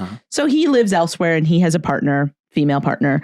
And she said, Daddy, and this is a Greek man that was born, basically very village. Very village. Like he was born in America, but like he was raised in Greece. I want to be a lipstick lesbian. Don't we all? Which we thought it's that's incredible. And I share this because she doesn't know what that means. I know. Well, she just watches the content and she loves it. Right. Like, she loves the makeup. She loves us. We're her theas, her aunts. Every time we see her, we bring her makeup. We bought her this giant, gorgeous vanity for her birthday. We're always this bright spot. We spend summers with her in Greece every year. She lives here in Jersey, but we really spend time with her in the summer. And like her beautiful little creative mind, and it's so interesting because her friends who also are, of the Greek community, they also want to be lipstick lesbians. Yeah. So now they like talk about the lipstick lesbians. Eight, 9, 7-year-olds, these Greek kids that like have really super strict Greek parents. Yeah. It's fascinating because I can only imagine what the response to that is. Just these wide eyes at home when they hear it. They're like, you what? But now, and this dovetails into a little bit of what you were asking. Like, Johnny, you're doing this for the little Johnnies. Yes. Yeah. And I think you can't forget about them. I know. 100%. And we get so many messages now too that are like from parents talking about their queer kids about thank you so much for existing. Yes. Thank you so much for sharing your love too. Because I think, I know that our content is very multifaceted and dynamic, but part of it is like the love that we have for each other that I think translates through the screen. Yes. And so I we're think not like hiding it, right? No, we're just like very visible. On display on purpose. It's like we're not making out in content. But like our handle is the Lipstick Lesbians and we're making it very clear that we're queer. You know, it's a stance. You know, it's bold. Totally. So I think it's just so heartwarming to get these messages from queer kids and the parents are like, thank you so much for your visibility. You're really helping us, you know? The more and more that these laws are coming into play across middle America, we have to remember middle America when we do this. We have to remember the country in, the Middle East that people maybe are watching. Like, the global audience. You can't forget about the impact both of you are having. Your podcast is having. Your content is having. Because ultimately, we didn't have that. None of us had this. Not one of us had this growing up. Nope. In whatever shape or form. I know. Look at this. You would really, want it to exist. Like, I know. Yeah. So our existence, whether you're wearing makeup, whether you're not, explain to people why. Explain to people your dilemma. Because they need to understand that you're going through that because that's a cultural experience that we're in now. Right. And it's because of the Bud Light situation. It's because of, we have an election coming up. I mean, there's forces way bigger than us trying to control things, I think. I was reading an article this morning randomly it was in the New York Times. It was like a bit of a recap. And it was talking about how we're for the first time ever as a culture in the United States at like an average of 2 kids per family. We're having the least amount of kids as Americans than we've ever had before. So interesting. And guess what that impacts? The economy. Because the largest driving force of the economy was kids being born, parents spending money, shopping, the 2.5 kids. in the house with the white picket fence. All of it is a cycle of economics. Absolutely. Don't think for one second. I was like, maybe this is why we're no longer to freely have abortions. Because they need more kids to power the economy, to pump money into this country. Now, I'm not a politician. I know no, but you're right. But like this is where my brain is going. And the truth is that we can look at makeup for the $1 billion economy driver that it is. You look at countries, by the way, like South Korea specifically, like you need to understand that economically speaking, they are driven and inspired to export beauty. They're given, the government subsidizes and supports them making beauty products because of how much money it generates for their economy. Korean beauty is a thing. For a reason. And great. It's wonderful. I love the products. No complaints. I'm like currently obsessed. I just bought like $300 worth of stuff. K-Beauty's great. Style. Like because Cleo has always sent me stuff. Fell down a rabbit hole, loved something, and I was like, what am I doing? And I went on and I just went, and then you had posted about the cushion responding to Bethany Frankel, and that's what I had gotten, a glow cushion, oily. So I was like, here you go. I ordered the matte kill cover. Now I'm going down this K-beauty rabbit hole, and it's unbelievable. You can keep going, and you'll be it's never ending. Exactly. You'll be there for a long time. I know. I'm excited. It's fun. Based on what you said, there was 2 thoughts of like, I realized like, hearing it in this way, I think there's a lot of things for me that I think there's a lot of protection still up when it comes to making content, because even with my comedy skits, I did theater for years. There's a vulnerability aspect to it. And I always try to make them teaching moments of like, this is what this person, it was our story, literally. And, but it was a character. It wasn't, you know what I mean? It was just that. But I think they're like you even saying, say why you do this or why you are wearing it. And I realized like, I'm like, okay, like, boop boop therapist, like, because I'm like, there is certain things still that I'm like, oh, that makes me a little. I never even thought to share those stories because there's something there that I think I'm a little. Yeah, and look, when you're ready, right? There's always going to be a moment where you're going to feel it in your body and you're going to be ready. Whether for me, you know, I couldn't talk about a lot of things for a very long time. Because I was hiding behind, you know, a celebrity for a really long time. That was nice. It was, you know. There was some big shoes I got to hide behind in terms of her fame. And the truth is that I had always thought about power. I'd always dreamt about being on a stage in front of thousands of people. I'd have this reoccurring dream. I still do. Literally, to be on a stage in front of thousands of people. And I would laugh. And I'd be like, who do I think I am? But one day, very soon probably, will I be on that stage. And that dream maybe is something that, you know, was always meant to be a reality. So in saying that, though, I would have never gotten there. And that goes back to what we said earlier. I would have never gotten there to being able to accept that had it not been for my partner believing in me, maybe the only one that did, because I sure as shit didn't believe in myself. But it seems like your partner, and you have another partner right next to you. You know, two partners. Really does believe in you, and you're building something. You know, you did you both carved a path inside Sephora. Yes. You did. Yes. The path that you carved inside Sephora led to the skits, that led to the virality, that led to this podcast. You can't forget about that. It really is crazy to think of that. Oh, yeah. Because I remember the day I met you, there was something about you too that it like almost... Because most gay men are bitchy to each other upon meeting. Did I tell you what the person said about you? Better than the other? Is that what it is? There's an immediate with gay men. There's this immediate, like, there can only be one of us cattiness. Absolutely. Totally. There's this immediate, like, And him and I, there wasn't... there was this, like, sister energy. Sister. I was like... Because there was a guy... I remember you walked out of the back room after your last interview. You were wearing your black and white striped shirt, like the zigzag.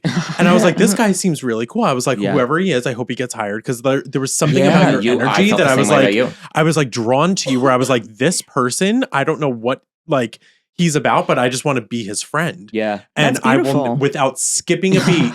The other guy standing next to me was like, oh, what a queen. And he was like, oh, he's probably going to be a bitch. And I was like, you don't know him. You're a bitch. I was like, anyway. Good for you. And I was like, get away from me. I was like, and then you just walked by. I was like, have a good day. And then that was it. And then I think that by the next week or so, you were hired. And I was like, and that person has since, you know, just been bitter since then. But I was like, there was something about you that just, you were such a star from the beginning in my eyes, where I was so drawn to you for that reason. And I was like, this person is going to be destined for more than these four walls. Right. Thank you. I mean, and that was when I brought him on. It was almost the same thing of like, I was the Christina to his Alexis at that point, because I brought him on the podcast and I threw him to the wolves. Like you say about like, I just was filming without even like just. What's the best way to do it sometimes? Oh, you know? I was so just entertaining and he was so easy to do it that I was like, oh, this is a thing. And I like was like, and then it started to be a little bit like Dance Monkey, because I knew he had so much to say. And the minute he got comfortable, it was like electric. And the other thing you made me realize was, I think a lot of it as well is our generation, I think, of queer people, and you are the two perfect people who can relate to this, is when you find a love like this, and how I feel with Casey. For me, at least, I think there was always an element of protection. We do a lot. When we're young, as queer kids, don't get to fully develop because they are hiding so many aspects of themselves, prioritizing safety over expression, that we have to deal with those things later on. And when you find a love in that way, even when I blew up on social media, I think so much of it, I do want to bring Casey into my content more. I do want to do that, but I am so protective of that because of how unlikely little me always thought it was going to be. That how do you guys navigate doing this together, and that balance of expressing the good parts of expressing your love, but also the protection elements? What's that line? You know, it's so interesting. I feel like I'm very protective of Alexis.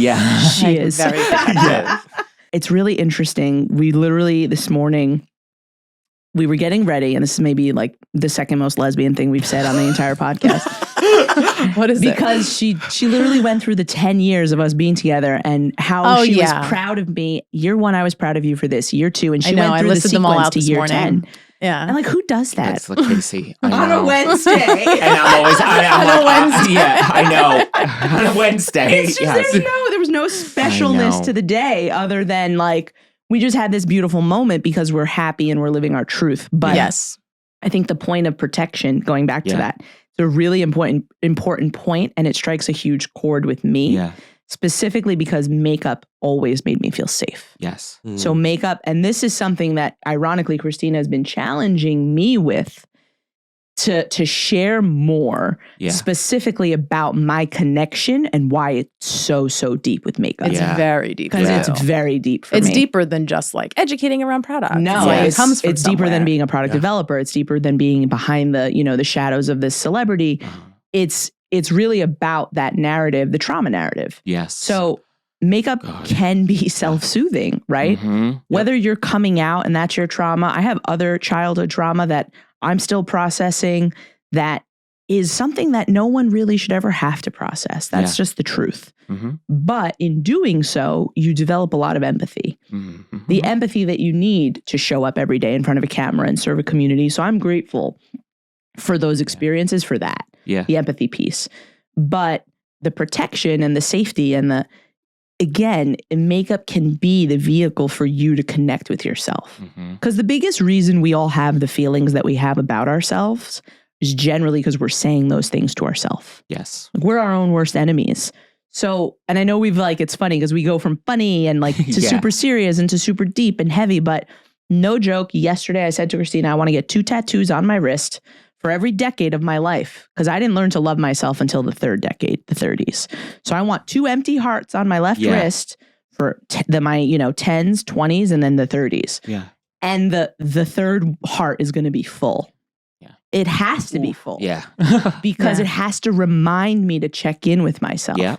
And that's what makeup always did. And that's definitely what makeup can do if people learn how to use it that way. So the truth is, though, nobody wants to think about it like that. It's too heavy. Yep. Nobody wants to open up TikTok and be like, I suffered childhood trauma, so I'm going to use my makeup to heal. Totally. Like it's too deep. It's too heavy. It's too much. So for us, it's been about honestly teaching them how to walk first, which I say all the time, right? Totally. And that's the product education. Yeah.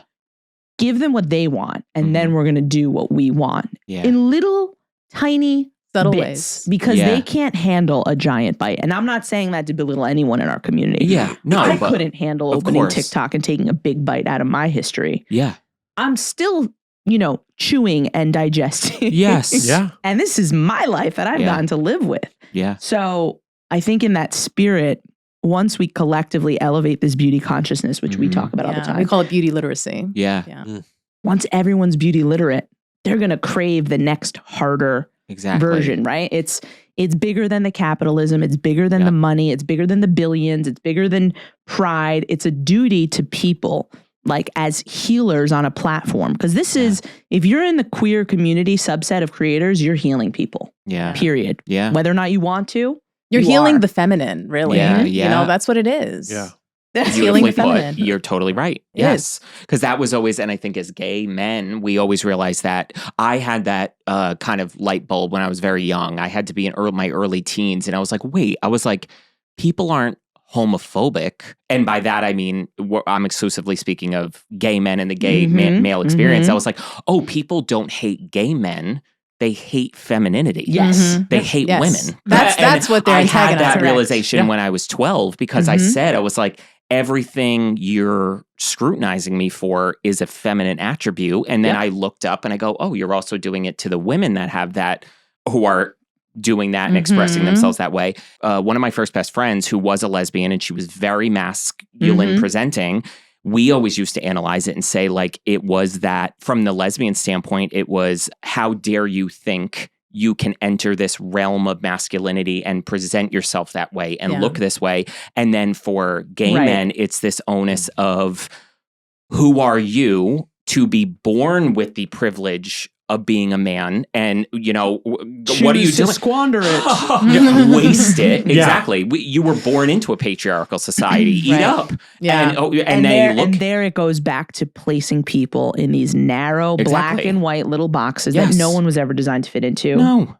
And it goes back to the whole collective societal experience, even on TikTok. Yes. Everything was sensationalized as you're wrong and you're right. Yes. The rise of the chemists, ending the misinformation on TikTok. Yes. Only to bring out a reality of black and white, and that's just never what it is. Yes. Every Without major... And the science evolves. The science evolves, and it's evolutionary, and also it's never just that simple. Never. Exactly. But you've spoken to it so much, and you're hitting the nail on the head of like, what is a better equalizer than art and expression? Like, it's music and fashion and beauty and makeup and color. Color. And it's doing it with empathy. Exactly. Is the equalizer. Because right? I think a lot of the times your inspiration for art comes from empathy. That is such a big part of it. Totally. And it starts to make everybody go like this and get on that level playing field of appreciating the expression for what it is, rather than why do we need to judge where the starting was, the baseline? Just get to where you are and how you want to express yourself and live in that plane. And we could have our own pride this year. I know. If they want to keep it canceled. I was benchmarking my own success I had blown up as quickly, and it's very overwhelming to like even what the hell's going on? How do I do this? We talked about that, but I thought there was going to be some stability at some point, and there isn't, because of this aspect of being, I think, a gay male creator. And I almost having the educational experience and being a makeup artist for so long at the counters and in the world, by the way, totally. But I'm going to hold my thought. Totally. I was almost waiting for the industry to see me. Where then there was that thing. And it was for so long now, it's been that thing of, and we've talked about it, but girls I love, I'm friends with, they're amazing. With 1/3 the following, and seeing for years now them getting opportunities that you're not being seen. I almost, based on this conversation, so thank you for the free therapy, it almost needs to be there. Almost in my mind, I realized there needs to be a reframing of who am I doing this for? Oh, totally. Because I don't think I ever allowed myself to do this for me. I only ever did this for them. And for the industry. It can be for everyone. Exactly. And but it's got to be for you first. I never even really kind of articulated to myself why I was really even doing this. Because our powerful. Similar stories, it happened out of nowhere, out of necessity, because it was COVID. I couldn't find work. I put a towel on my head and went viral. And I was like, okay, I got to keep doing this. And I never even digested why I love doing it. You didn't have time. No. I think for content creators that have been doing this a while, because how long have you been doing this now? It's been since 2021? I blew up February of 21. Yeah. Which is, really not that long ago, but when you think about technology and how fast things go, it is a long time ago. It's like dog years almost, right? Like, God, 21. Sometimes it's fleeting, 3 though. years. Yeah. I'm like 2 years? Yeah, 3. Yeah. 3 years. Yeah, it's 2024. Not right? 4 years. No, 3. 1, 2, 3, 4. Okay. We can't count on beauty content creators. But I would imagine that it gets so difficult to rediscover your own authentic voice and to continue to evolve, because then there's like, who am I? Am I who my community wants me to be? Yes. Right? Especially when you have to stick to a certain narrative, right? Absolutely. Or like, am I me? Like, who am I anymore? Yeah, that can get tough. Element of like, there's the algorithm too. The algorithm that's shift. a whole nother thing. And we've gone through like a few algorithm shifts. We're just like, what's going on? Like, this video would have totally gone viral. Yes, like, it's interesting. We can now transition to the portion of the episode where we therapize what it means to be a content creator in 2024. Yeah. But it's so important, I think, to think about who you're doing this for. Because like I think about our community all the time. I know Alexis does, but like I also, for me, I think about the students I used to teach who now like see me on TikTok with my wife, and I couldn't be out to them, right? Remember? So like now it's so powerful. Like we ran into one of them in Target the other day.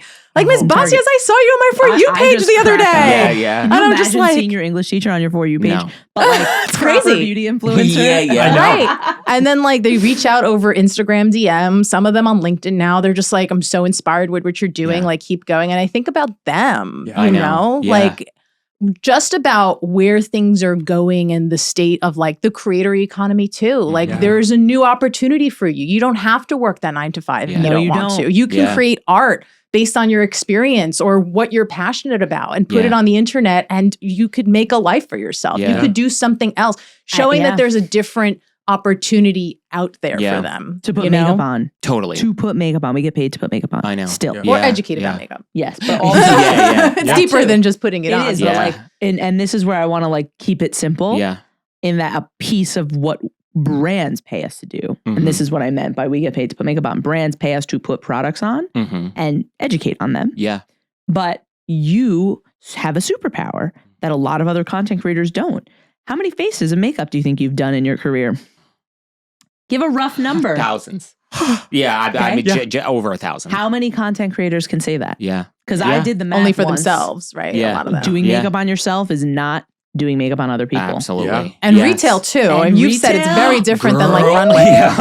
It's wild I've west. always said to people, I'm like, everybody needs to work retail or in a restaurant to learn how to be a human and learn humility, because it's like, I feel like people that have worked retail or even know somebody maybe that have done it, but if you work in a restaurant or any kind of service industry, it should be mandatory. I mean, you're doing 5 days a week, right? Yeah. An average of 5 faces a day. An average, okay? Yes. And I'm talking about like department store. Yeah. Sephora must be like 10 or 15 because you're doing quicker. Yes. The department store, you take them out to dinner. Sephora, you're going for a drink. An alleyway hookup. I'm like, I'm like, next. Exactly. I have the deli counter numbers and I'm like, 64. Let's go. Come on. That's the vibe. Yeah. I think it's really important that you remember that you're a makeup artist for other people. Yeah. Totally. You have a bigger studio space, right? What's stopping you from bringing a model in once a week? Yeah. And that's the thing. It's is there anything? No, maybe honestly. It's mainly for me. I think I'm realizing how much I've set a finish line for myself where the industry seeing me was going to be a thing. And I think it's created a lot of resentment for me because it's like that's fair. For metaphor's sake, I'm going to overblow it just to get the metaphor across. Obviously, this isn't the case, but there's an element of it where when I see the beauty industry's tepidness to include gay male creators in their space, there's so many times I sit down and I say, I love this for this reason. I love this for the reason I'm going to help people. But at the end of the day, and this is the metaphor, I feel like I'm giving free advertising day in and day out to Chick-fil-A. And I go, you don't, they're laughing all the way to the bank and I'm struggling still, where I'm like, because of that, having to work twice as hard. And but I think the moral of it all of what we're talking about is I hope, because you said something brilliant before about we need to consider middle America. And when we started really talking that way on this podcast, we had so many comments of people saying, I'm Lisa, I'm 60, I live in Oklahoma, and I would only buy makeup from you to suggestion. And I think the beauty industry underestimates how progressive people are in this country, especially beauty consumers. They're still stuck in this mentality, more of a middle America mentality than I think middle America is. These women are going, we're fine with it. But do you know how many people also don't have access to Sephora? Yes.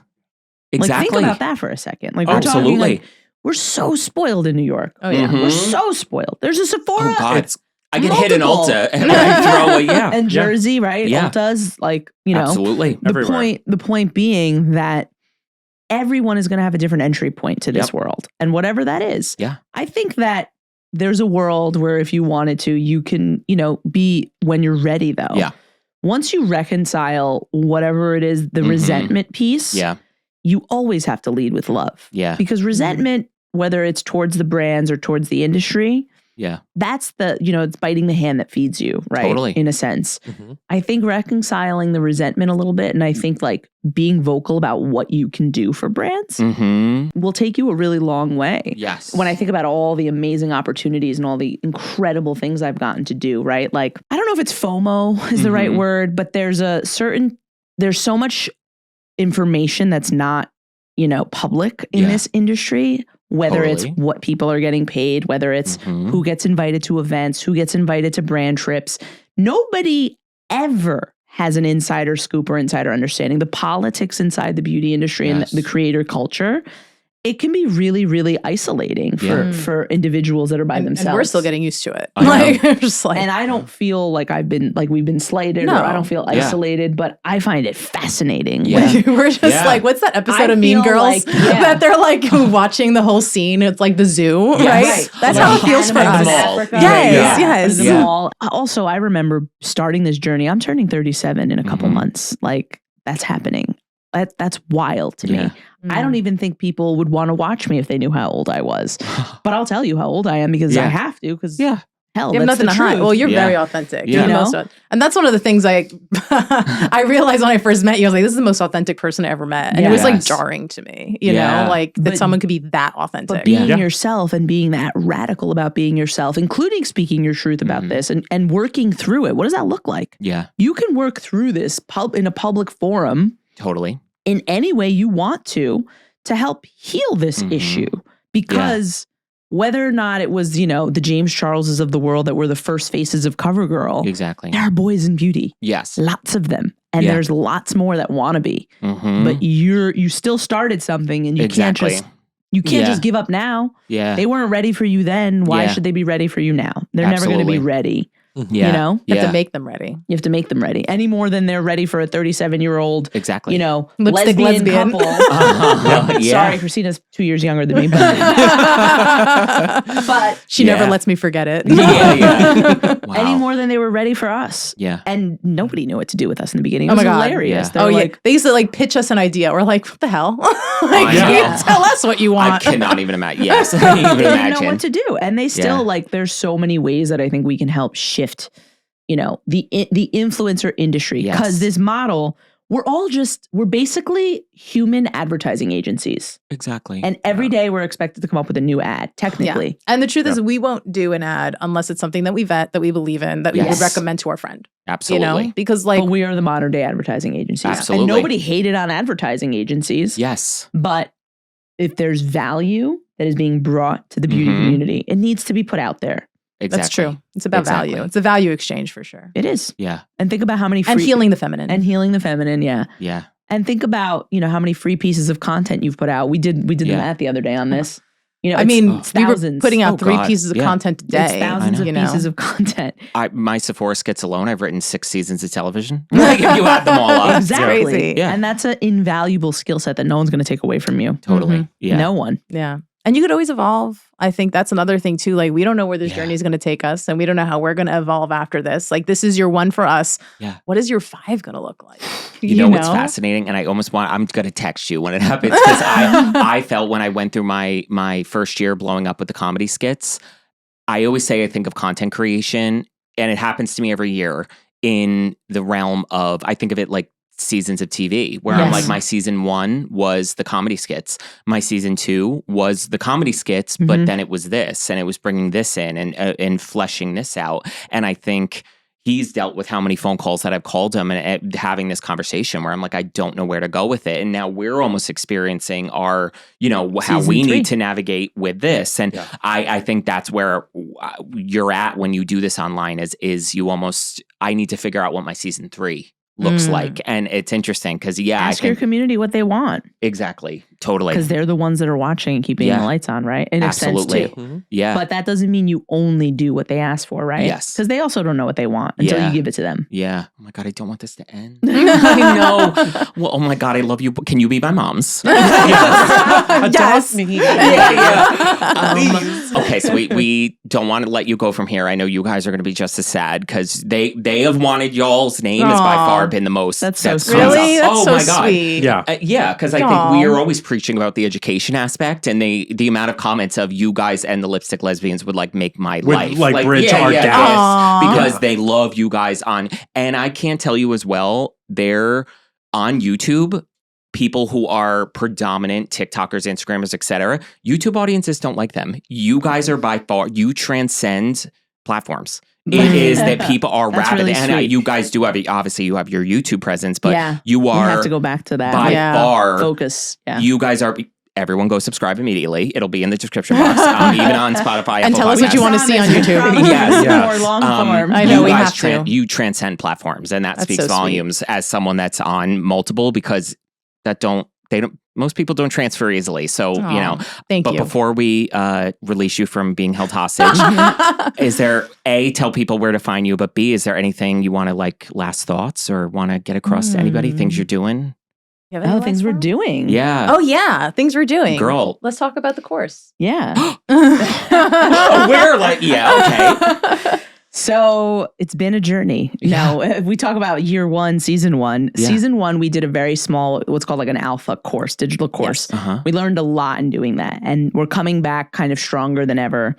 And we built curriculum. Christina has kind of scaffolded this curriculum around a product development course. Yes. Very thorough. We're basically, calling it, product development mastery if you want to become a consumer genius. Yeah. But it's also great for folks working in the industry as artists. It's great for folks working in the industry in a retail capacity. People who want to accelerate their careers, break into corporate. corporate. Want to accelerate their careers, because that is the number one thing that was requested. Yeah. So it's going to be basically a almost 15-week kind of style curriculum, but it's going to be static, as in you can do it at your own pace. Love. There will be, a paywall, of course, but the idea is that this information shouldn't be kind of that readily accessible all over the internet, because it's taken us months and crazy amounts of time to put this all together. And we partnered with behind the scenes in the beauty industry, top cosmetic chemists, regulators. It's to bring these pieces together and to give you a baseline of where to start, because this is it's not only never before seen footage in sense of what we're going to bring to life,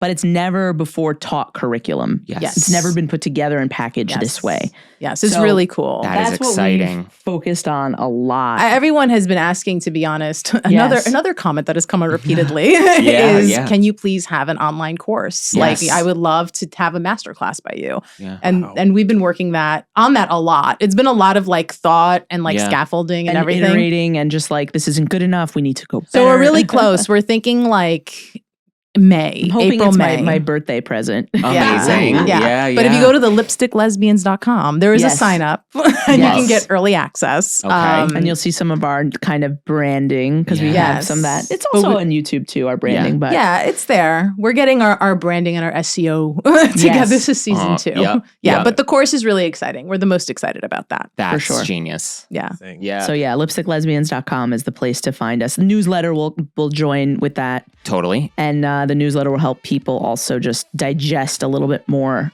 of a summary of what we've been doing all week, right? Or all month on our platforms. And then you're the Lipstick Lesbians on TikTok and Instagram. And YouTube. Don't forget the though, because it gets weird. The one and only. Totally. Oh my God. And I know half you all are here on YouTube, so hop right over after this. My God, I love you both so much. Yeah, we love you guys too. Thank you so much for coming. Thank you for having us. Thank you guys so much for watching. Make sure to subscribe to the channel to get your video episode one day early on Sundays. Subscribe on Spotify and Apple Podcasts. Leave us a 5-star review if you can. We love you. Wherever you are, we hope you are happy, safe, and healthy. And remember, you are beautiful. Bye, guys. Thank you. Bye.